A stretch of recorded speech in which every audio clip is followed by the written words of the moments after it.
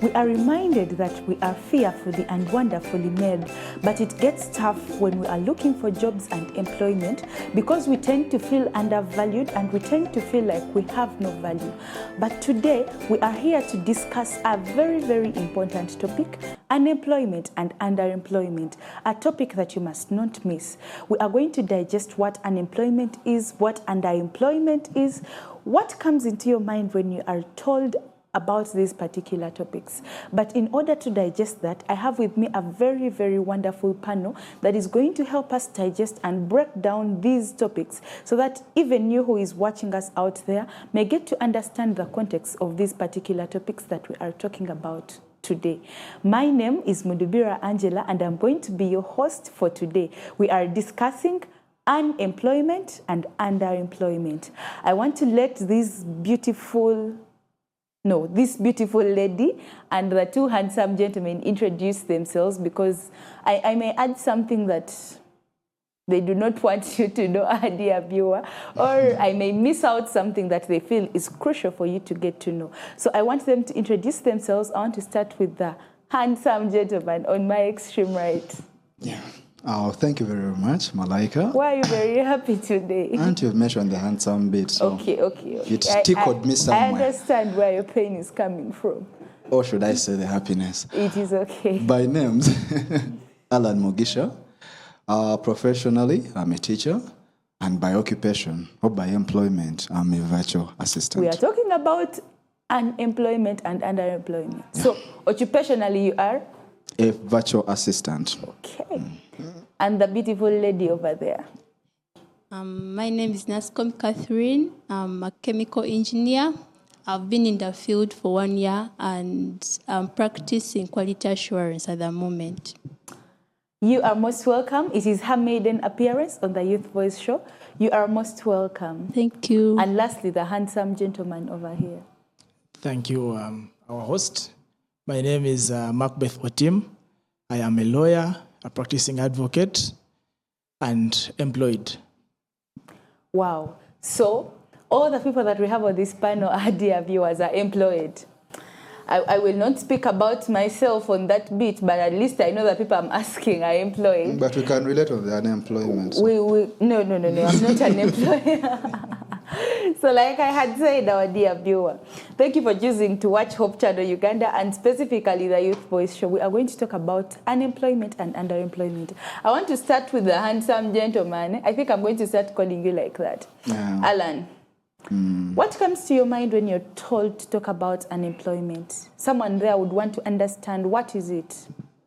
Unemployment, in the current state of our country, it is a normal. Actually, it's a profession. It's a job nowadays to be unemployed. That's how bad it is. But when you look at the description, in my own view, unemployment is a state of being in a position whereby you don't have something to give and earn. That would be unemployment on my side. Okay. Yes, the beautiful lady over there. What comes to your mind when it asks to talk about unemployment? Unemployment is when someone is willing to work and they're able to work, but they keep on looking for jobs and they can't find them. And the council we have on the set? For me, unemployment is you are in the working bracket. For example, for Uganda, the statistics are released by UBOS last year showed that 57.4% of Ugandans are in the employment age. You have the skills to be employed, but unfortunately you can't find work. For example, the same statistics in the report released by UBOS showed that 4 out of 10 people are the only ones who are employed. That means the 6 out of the 10 are unemployed. So for me, that's unemployment. That's how I can basically answer that question. Thank you so much for those wonderful insights. So back to you, our dear viewer. I do not know what your view of unemployment is, but according to our panelists today, they are showing us that unemployment is not a good thing, and the rate of unemployment is alarming, and it is a very high rate, especially among the young people, where we believe that young people are supposed to be in a productive age bracket, but unfortunately they are unemployed. And being unemployed feels like wanting to kickstart an engine of a car, but it is not starting, you know. That time when you feel like you have to do something productive. I want to start with the cancer just seated next to me. Why do you think that we have a high rate of unemployment among the youth? First, I'll look at the you look at the statistics. There's a lot of a surge in population. We are releasing a lot of people in the labor market. For example, yesterday we had a graduation. So that means we have fresh people getting into the labor market. Yes.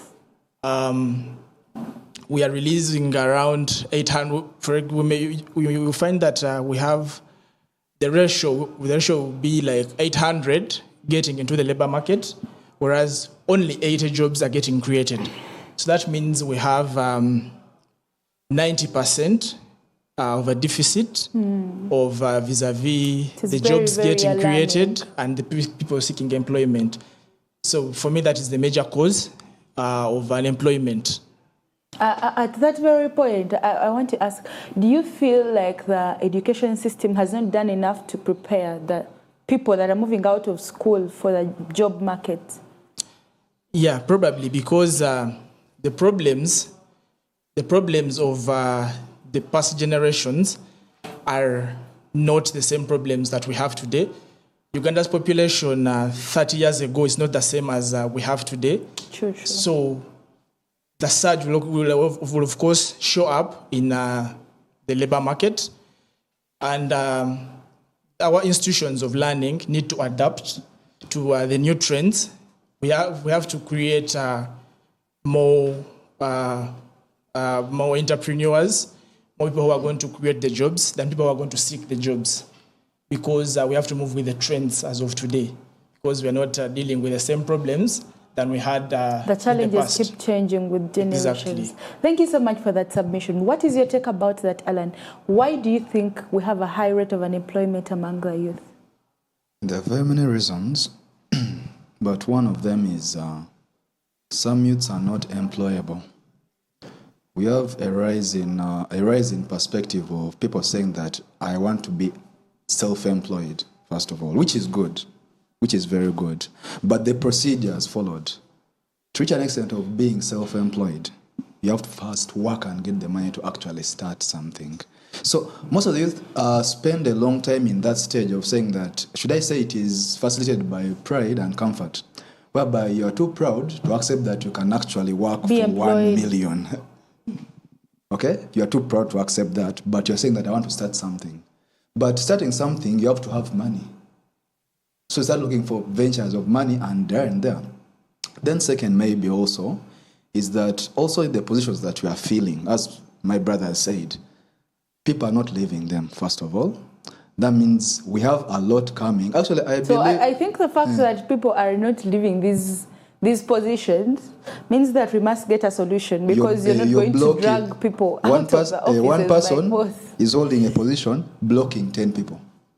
But at that point, I have a feeling that even when people are not leaving the places, yes, that means what do we have to do as young people? What is it that they must do? Because if someone is being I do not want to make someone out there feel offended, but if someone is holding a position, let me use that, if someone is holding a position for maybe more than 15 plus years, and each and every year, like he said, or Tim said, we have people that are graduating over and over again. What must be done by those people to make sure that we do not have that high rate of unemployment? That is exactly what we want to talk about. So, our dear viewer, you must not miss this conversation, because it is getting more and more interesting. Yes, Kathy, why do you think we have a high rate of unemployment among the youth? According to me, the high rate of unemployment could be due to the technological change. we're having an rapid increase in technology in our generation, and this has left out very many people unemployed. Yeah. So we need to equip ourselves with the technology and needs that technology has come with, and such that we can beat the technology increase. And also the other reason could be the seasonal nature of jobs. Some jobs are based on seasons, and this leaves out some people. During some seasons, some people are left out and they're left unemployed. Thank you so much. He has something I have to an say. example? Okay. When I was doing my prep for this topic, just to give an example to us, the technological advancement. If you remember, back in the days, we used to have internet cafes, and they were employing a number of people. Yeah. Right now, almost everyone has a smartphone. That's the whole so that industry means gone. internet cafes are no longer employing anyone. Yeah. That's what I wanted to add. Okay, so that the technological changes that happen over and over again imply that a person must always keep upgrading in what they are doing. Exactly. They must keep changing, like you adapt with the change. Sometimes we refuse to be flexible because obelo mani, zechinoche mani from the very start, me, I was an accountant back in the days. We used to draw ledgers, we used to do this, but people have come up with systems that are simplifying people's work, and that leaves out a number of people very, very unemployed. So where does it leave you as a youth today? You must be very flexible. You must be able to adjust with the trends that are changing over and over again. So when we're told that we are talking about this particular topic, unemployment and unemployment, I thought about things, and as a Christian, something came into my mind. The Bible tells us that seek first the kingdom of God, and the rest shall be added unto you, right? So how is that supposed to shape my journey of looking for employment as a youth? How is that supposed to shape my journey of looking for a job? Does it mean that I'm not going to stay to be employed? Does it mean that I'm going to sit back because you know what they said, seek first the kingdom of God? What can it do to help me be a better employee, if I must say? Open for discussion, anyone. All right. Seek you first the kingdom Why are you of smiling, God. Alan? I want to also smile. I have a weird example of that, which is okay. actually in our church, whereby they say that Adventist youths, especially guys, don't want to work. They be like, God will provide everything. Don't they say seek you first? Yes, we do believe that God is a provider of everything, but he also provides where you've placed yourself properly. So that means praying a whole week. Like you wake up like, God, I pray that this happen. I pray that this happen. Doesn't make things happen. You pray and do something about it. Seek you first. That means in everything that you're going to do, be it when you're working or when you're not working, seek him first. Even if I'm going to apply, be like, I have 5 applications I'm going to make this week in different places. Before I even set out, I have to actually kneel down and put that place. Let me say I'm going to CIPLA to apply for that job. I pray first. But even after getting that job, I should maintain the seeking first. I've gotten the job, I prayed about it, I've gotten it. Actually, the statement is very clear, first. We can't say that something is first when we do not have what is second, what is third, what is fourth, and what comes with the other positions. That means that you must do this, but alongside other things. Yeah. Is that what you're trying to mean? Yeah. That means when you get a job, maintain the seeking God first in the morning before you get to the job, because that will give it to you first of all. What is your take about that?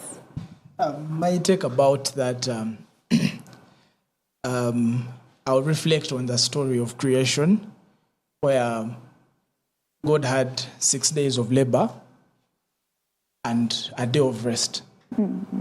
So what that means to me is that even if I am godly, I cannot say I'm embracing God without working, because also God worked. So that means even when I'm looking for a job and I'm at an interview panel, I don't hide the fact that I am SDA. I'll tell you that I can do all the tasks that you want me to do between Monday and Friday or Sunday and Friday. But then the first, like you said, my Sabbath is non-derogable. The right for me to worship on Sabbath is non-derogable. So that means are you hearing the terms? So that means that you're God taking first. notes. I put that in my preamble when I'm introducing myself Yes. before the panel. Yes. Thank you so much. Yes, my dear sister, what is your take about that? According to me, seeking God first comes with reading His Word. You read the Bible and get to know what He wants. In case you know what He wants you to do, you'll seek for the jobs that are in alignment with His will. I think you have to first consult Him in whatever you do. Let whatever you do be in accordance with His will. Even when you're praying for a job, you pray that God provide one that will be according to your will. Let Him do everything according to His will, not according to what you want. Thank you so much for that wonderful submission.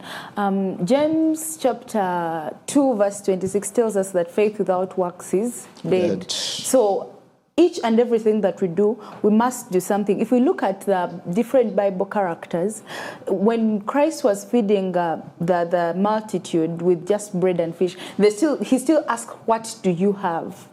Yeah.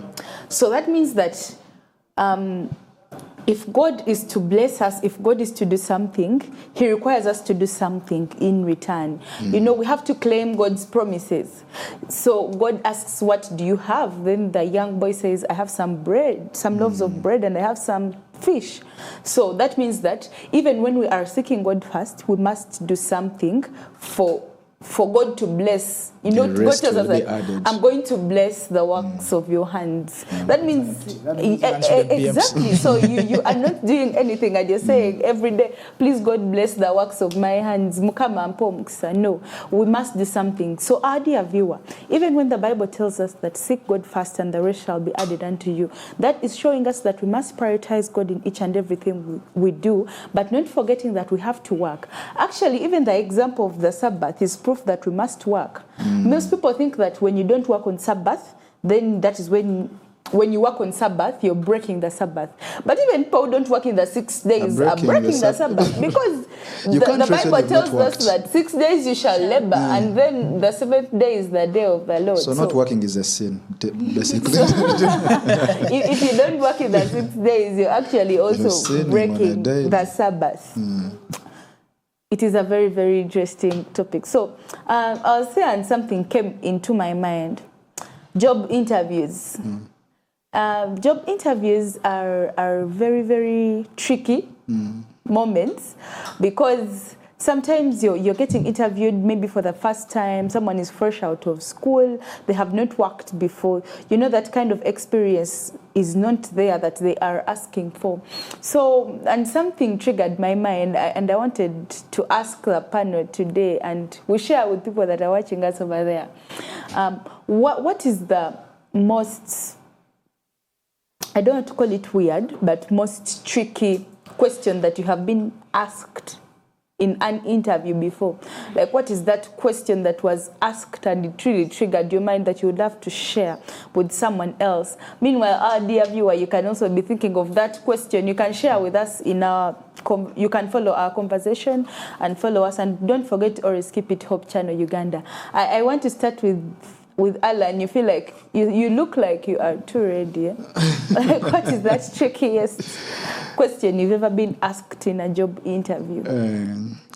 I've not been on many interviews as a person, but I've had 2 experiences of interviews that really left me shaken. The first one was fresh out of school after campus teaching. So I was in an interview at a school, and the HM asked me, "You're a young man, and the people you're teaching are practically your age." And he was right.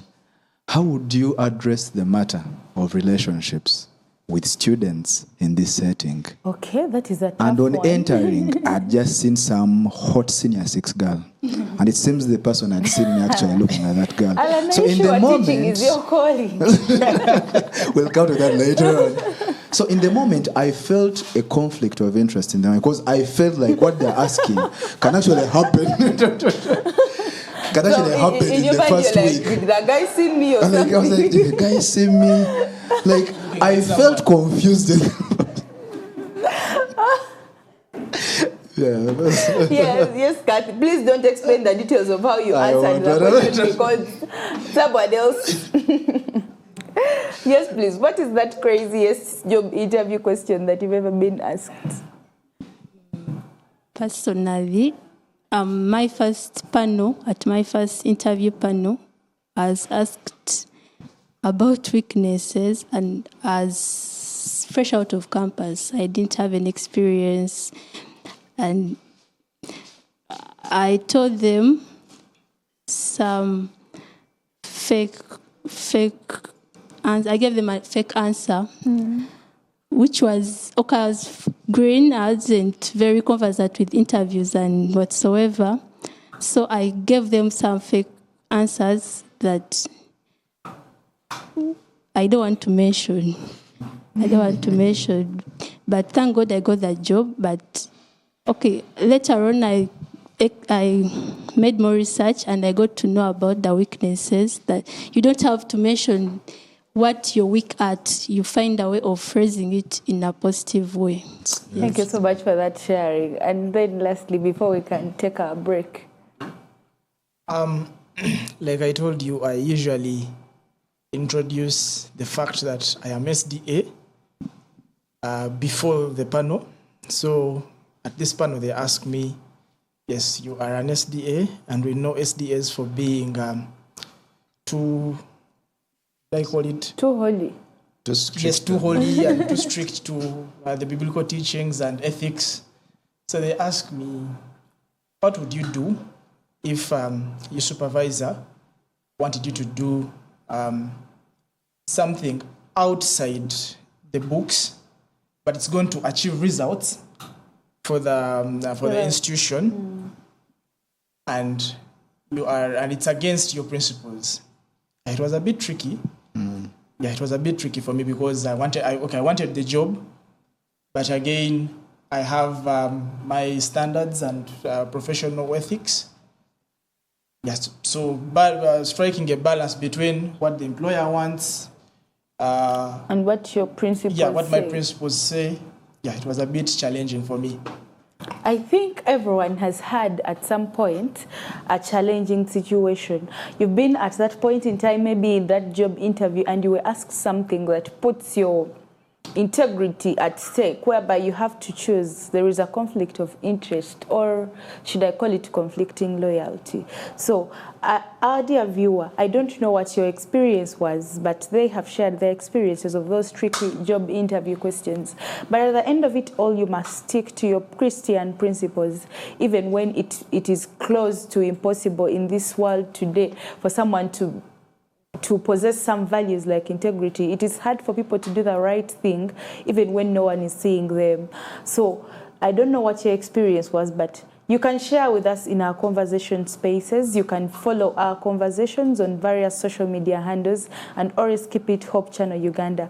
Remember, we are still talking about unemployment and underemployment. We are going to talk about a number of things in our next segment of this show. In our first session, we have talked about what unemployment is, what underemployment is, why we have high rates of unemployment, and the Christian perspective. What does it say about employment and working?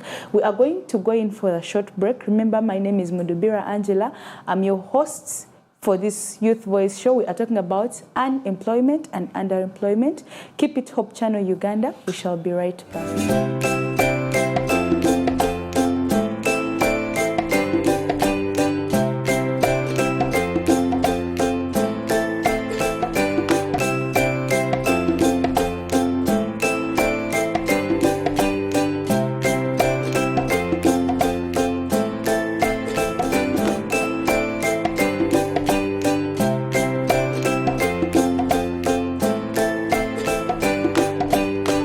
Underemployment is a silent killer of potential.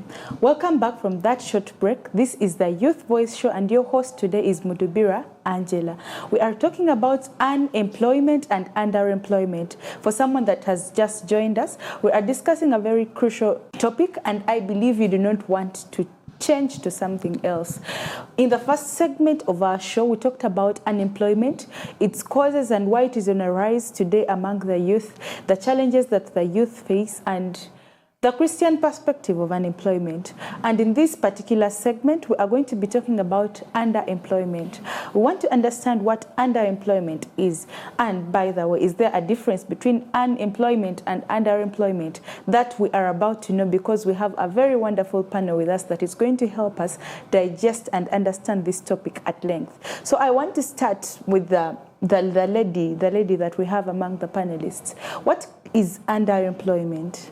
Thank you. Underemployment is when someone has a job, but they are not fully utilized at their job. They are not fully utilized according to their skills, education, and availability. This happens when you're being underpaid. You're not paid according to what you expect. Okay, you're not paid to sustain the standard of living that you want. It also happens when some people want to work for longer hours and they are given few hours at work. That is also underemployment. And Alan, you're laughing. You don't believe someone can want to work for longer and there are hours people if they are given. who have skills. It is actually very possible. You find that the job is giving you a part-time opportunity, yet you would prefer to work Full-time. Amanyo ina manji. Yeah, I want Alan to give us a practical example of being underemployed. Like you can give us an example so that in a layman's language, so that someone out there also can understand what it means to be underemployed. Because someone may be there and they don't know they're actually underemployed. They think So I they're have to employed. prove them wrong, eh? No, Thank not you. prove them wrong. Prove them right there. Okay. Whatever it is, it's going to be proved. Personally, from what she has said, I think I've been underemployed for the biggest part of my career. Why?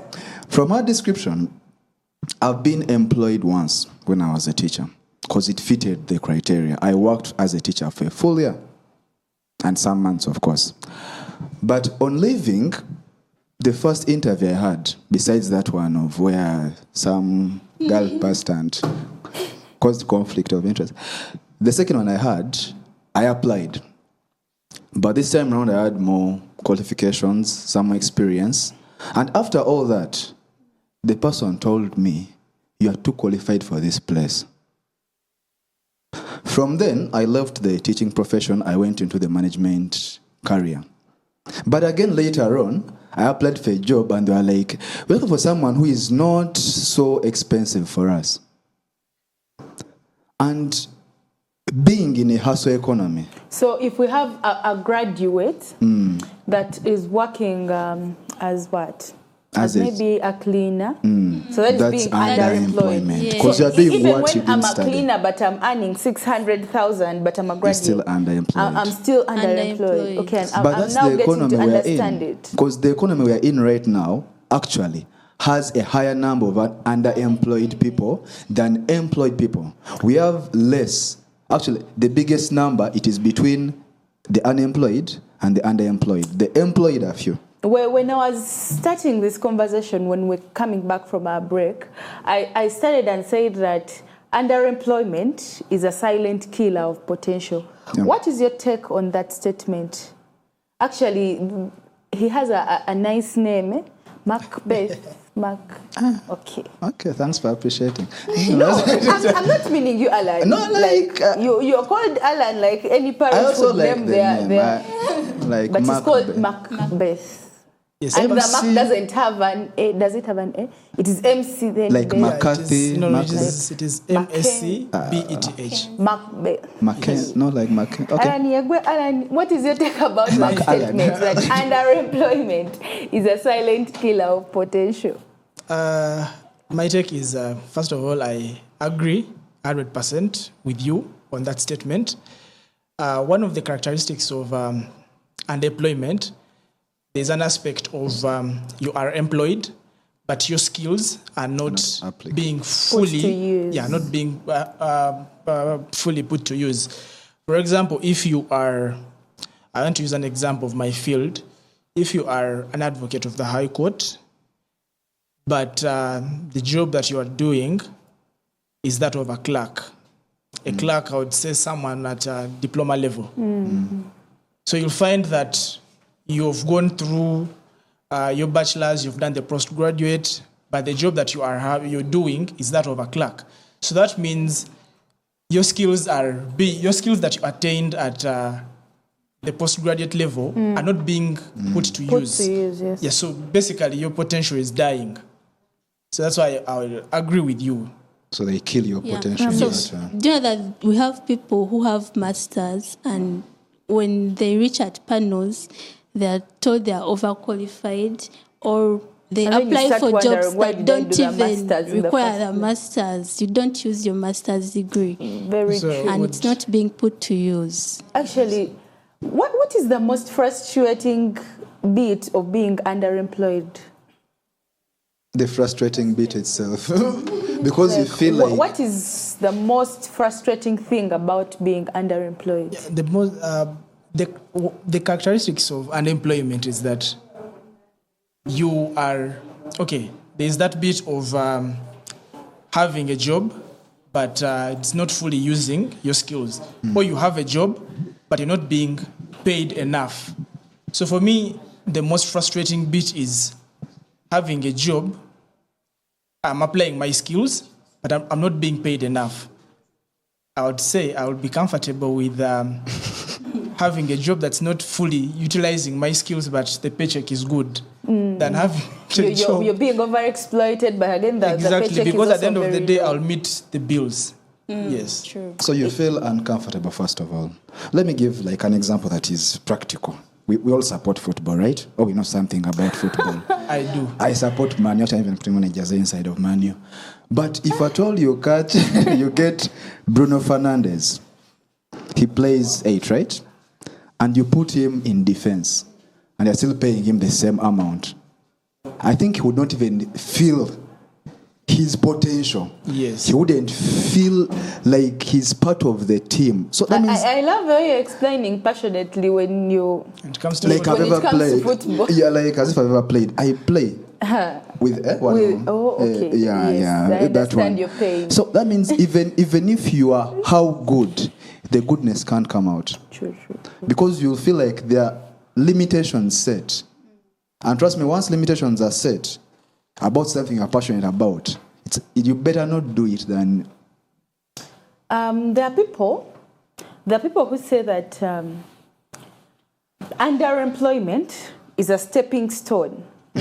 Someone says that, okay, let me first work as a cleaner, and then in 3 months, njafuna promotion, and then somehow, somewhere, I'll rise in the ranks. By the way, we have a number of people that have joined the employment sector like that.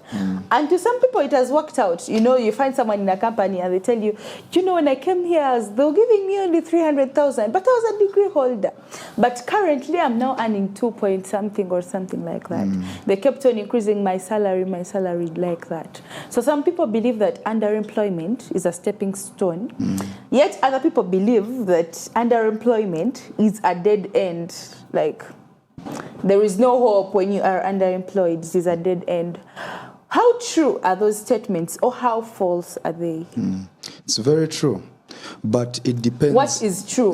Is it a stepping stone, or it is a dead end? It's true. You said that you have been underemployed for some time. Yeah. So is it a stepping stone, or it is a dead end? True, it's a stepping stone, and also true, it can be a dead end. What determines is what time is it happening in your career, right? Because everyone says that they started like that. It happened 10 years back.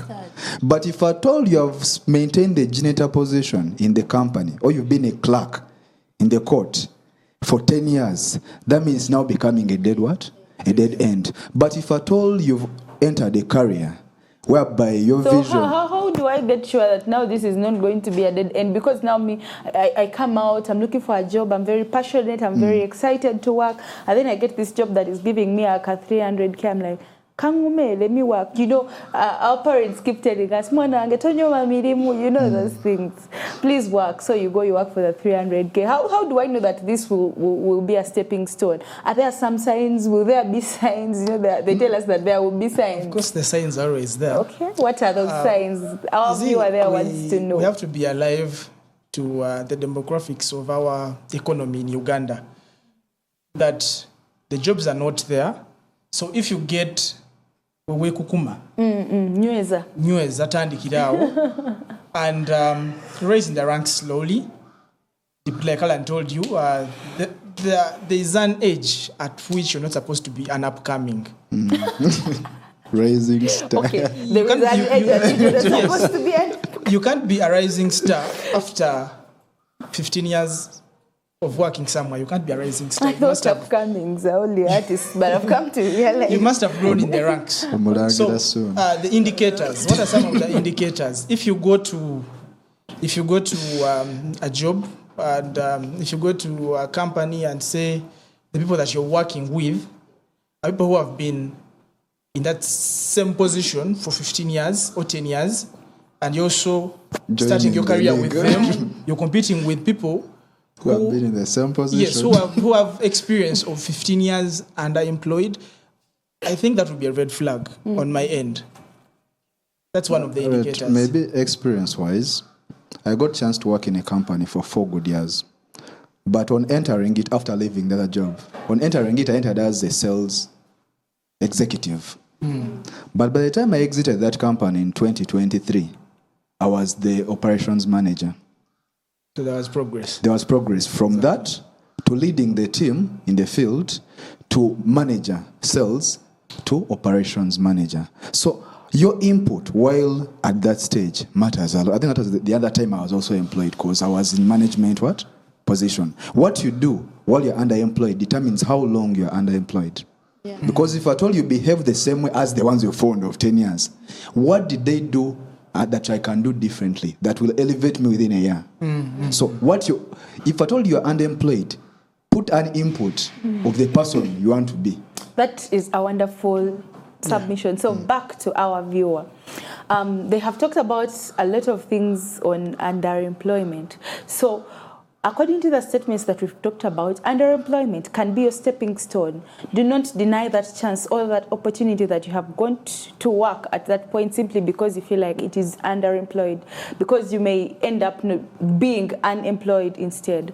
But also look out for the red flags. There are some challenges that may come, or there are some signs that may come on the way, and they are red flags. And that implies that you're going to be underemployed for a very long time. Look out for all those signs and choose, and let it be a take home for you. Think about it.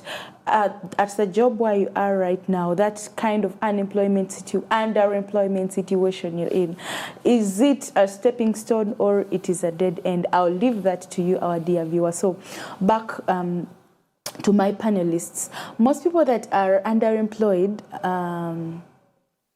are working in places where it is not your dream. You know, everyone has a dream job.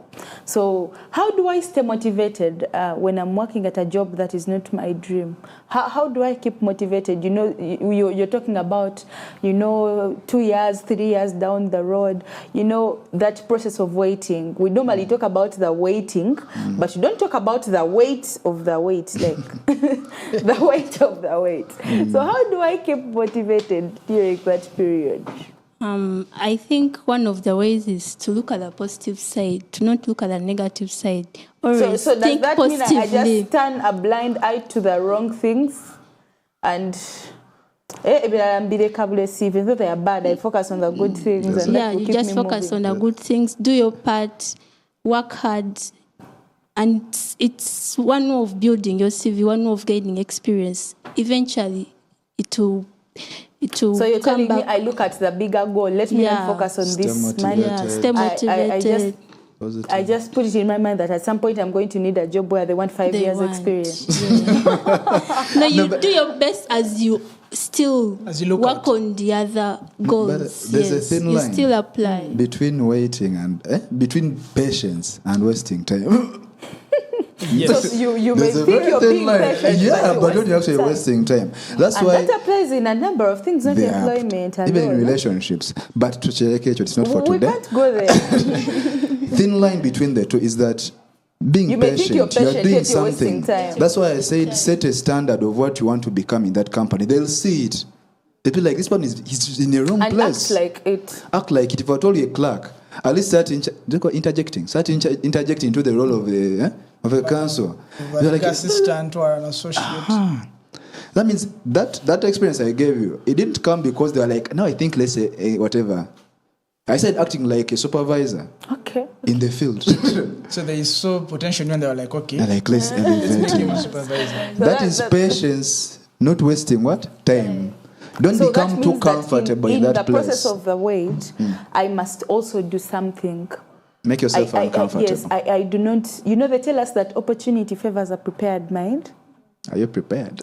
Exactly. So be prepared. You like must have the prepared mind. You must have your eyes Why, on why the- do you on want the to get a prize. promotion yet you're the one that comes late every day to work? Like you always have excuses.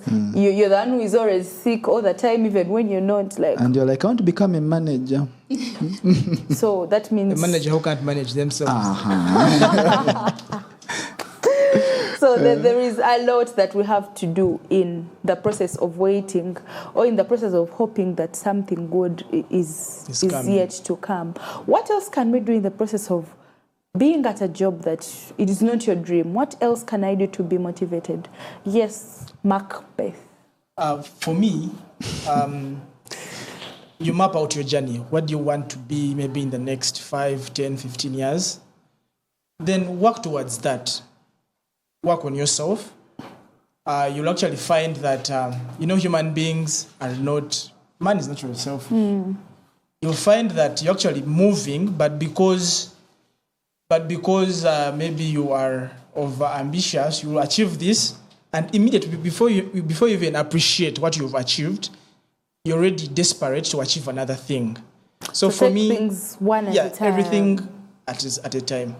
Thank you so much for that submission. I think it would be injustice if we talk about this and not talk about how unemployment and underemployment affect someone's mental health.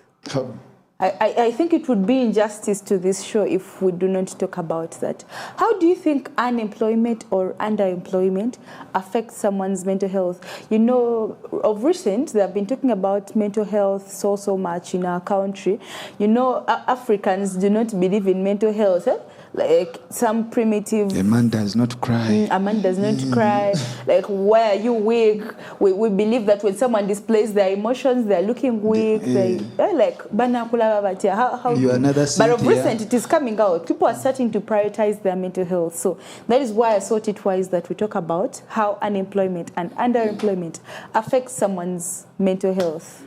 I want to start with Alan, then over to her, and to him, we are almost coming to the close of our show. Okay, it's actually very crucial because there are two leading causes of depression, and that is job-related issues, that is employment and unemployment, and relationships. But as you said, on relationships today, being uncomfortable in what you're doing releases that you're not satisfied with what you're doing. That means you're not working, but you're being forced to work. Basically, it's becoming slavery on your side. That plays a good number on your head. You start even thinking about, I would have been whatever, I would have been doing this and this one. There's nothing worse than thinking of exiting or leaving a job because you're underemployed without planning where next. That's what takes me back to what you asked him, actually. Forgive me about that. What to betterment is that when you're underemployed, add something on yourself. Ensure that you evolve practically. Get some more skills that when they elevate you, you actually have something to add. Thank you so much. Yes, Kathy. Unemployment can affect our mental health. It can lead to brain drain. Once you're doing something that you're not qualified to do, you're doing something that is not in line with what you studied, you end up being brainwashed. You concentrate on something that is not in line with what you studied. You eventually concentrate on this and forget about what you're qualified to do. Thank you so much. And then lastly, your submission. Yes, if your paycheck is really low, there will be a bit of a social discrimination.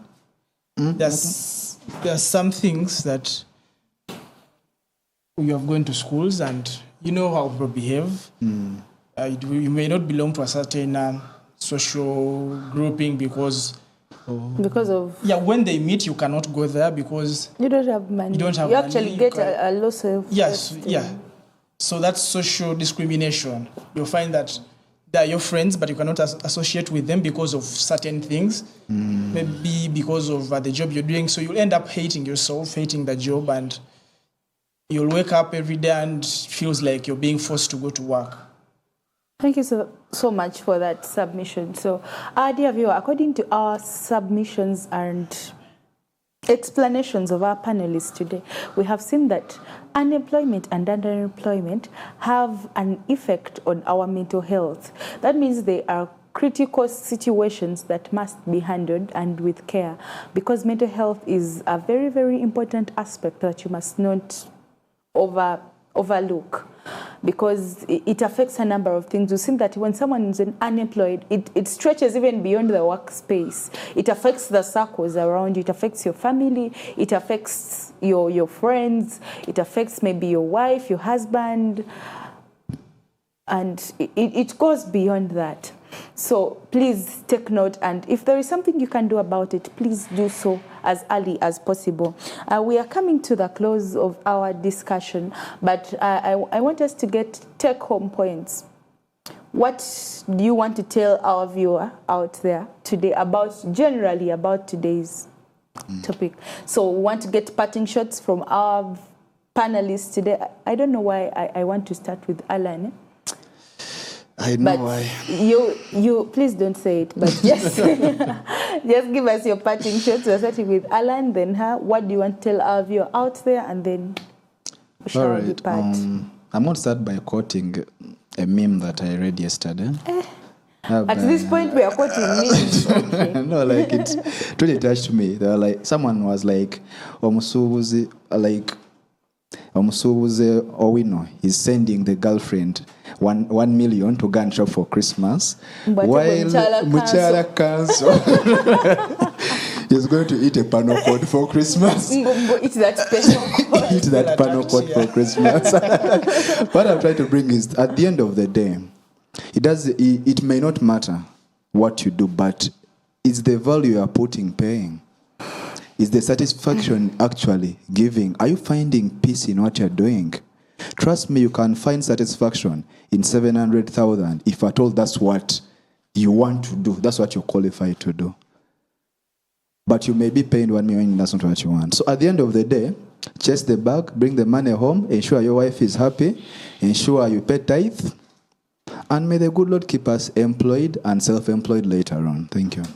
Thank you so much. That was Alan's parting shot. By the way, some people think when people post memes or such funny things on social media, people are not learning. I learned. We learn, like we take the Like good you out draw a of lesson everything. from a meme. Okay. Yes, Kathy, your parting shot. We have a few minutes and then we shall close. Mine is to the unemployed. As you're searching for the jobs, don't lose hope. Keep your eyes fixed on Jesus, and one day you'll get that job that you want. Keep on trusting in Him. As He says in Philippians 1:6, He who started a good work in you will bring it unto accomplishment. You just have to keep on applying for those jobs, keep on praying to Him, and He will answer your prayers. Also for the unemployed, do your best. Keep on working hard. Eventually, they will see the works and you'll be promoted. You'll get that promotion that you want. Keep on working on yourself and don't lose hope. That's what I had to say. Then lastly, My parting shot would be part of a solution to unemployment and unemployment. We are in the election season. We are voting on 15th. Look out, because some of the problems cannot be solved without the government. Look out for a manifesto that actually Makes sense. tries to put solutions on table to solve this problem. Unemployment and underemployment. Government policies are really key to solving these problems, and vote for the government that you think will try to solve some of these problems. Thank you so much. Thank you so much for those honest and wonderful submissions. So, our dear viewer, you've heard what our panelists had to say. I believe that those that have journeyed with us from the very start up to the end, I believe you have learned something. Personally, I have had something that I have learned, and I do hope you've learned something that is going to help you change for the better and also change those around you. But always remember that your worth is not defined by the kind of job you do, because someone cannot define you for what you do. But you are, even when you are underemployed, just believe that you have a lot of value and you can do much better and you can get a lot more. But like we have seen, unemployment and underemployment are not just economic issues, but they are human too, because they touch a number of human aspects like the mental health we talked about. So even when you are in that season of your life where you feel like everything is not working out, turn your eyes upon Jesus, look unto God, pray, but above all, do your part as God also does his part. We have been talking about unemployment and underemployment, and your host for today has been Mudubira Angela. Always keep it Hope Channel Uganda. This is the Youth Voice Show. Till we meet again.